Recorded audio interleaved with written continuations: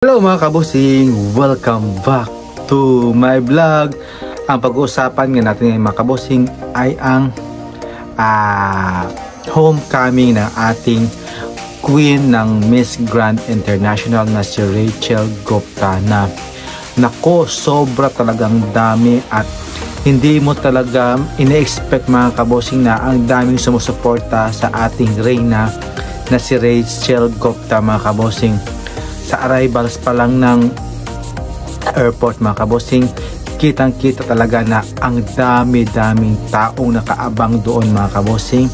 Andito yung kanilang short videos mga kabosing na kung saan saludo talaga ako sa India mga kabosing, yung mga supporters doon. At syempre masayang masaya rin ang si Papa Nawat mga kabosing sa nakita ng mga supporters ni Rachel Gupta mga kabosing. Kaya malaki ang ngiti ni Papa Nawat mga kabosing sa arrivals pa lang doon sa India. Sobrang dami talaga, asiksikan talaga mga kabosing yung mga supporters doon ni Rachel Gupta mga kabosing. At syempre tatalakayin naman natin ngayon ay ang Miss Charm mga kabosing, na kung saan lumalaban na ngayon ang ating pambato na si Kayla Jane Cartel sa bansang India mga kabosing. Andito yung kanyang little bit pictures and then videos mga kabosing. Sobrang ganda talaga ni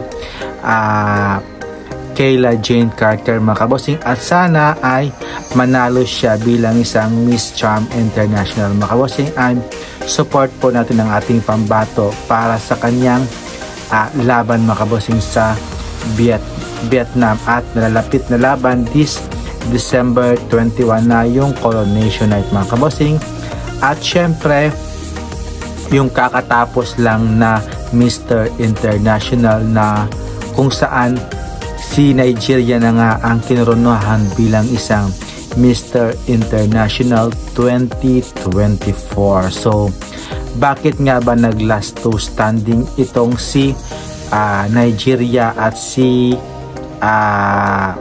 Vietnam mga kabosing? Supposed to be talaga si Indonesia sana yung mag last two standing at si Nigeria, but I don't know kung na-mekos ba talaga ito ng mga organization or sadya lang talagang bet nila ang Vietnam at ang Nigeria mag last two standing mga kabosing. But happy naman ako sa resulta at si Nigeria nga yung nanalo, kasi at the first place naman talaga is siya naman talaga yung napipisil ko talagang mag-uuwi ng corona.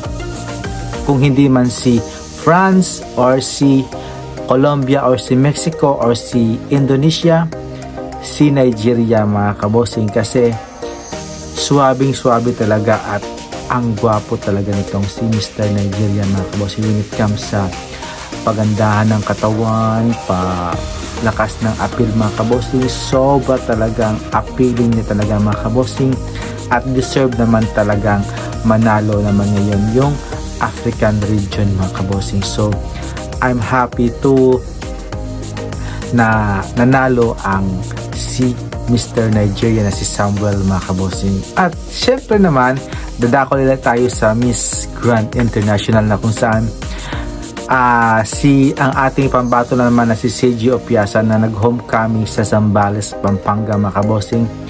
Andoon, okay naman yung kanyang pa-homecoming sa kanilang baryo, sa kanilang bayan doon sa Pampanga.